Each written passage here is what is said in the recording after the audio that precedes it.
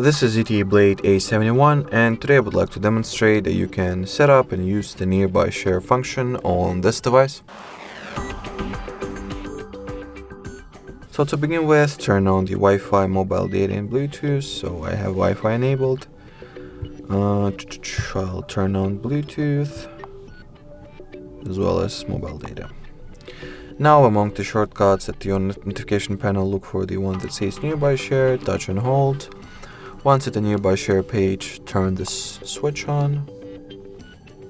Then you can rename the device if necessary. I'll rename it to HardReset ZTE.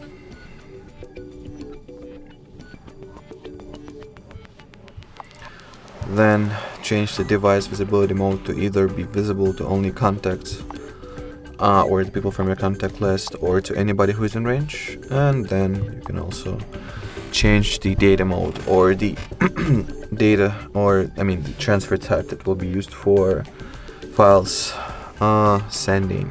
So it can either use Bluetooth, Wi-Fi, data, or all of the above.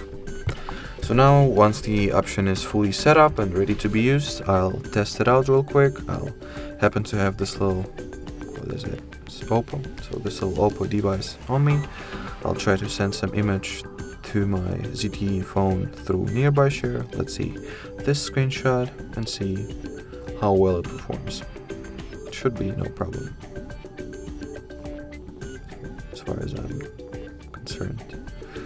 So in here, wait until our ZTE gets discovered. Here it is. Tap on it. After that, be ready to accept the transfer on the receiver's end.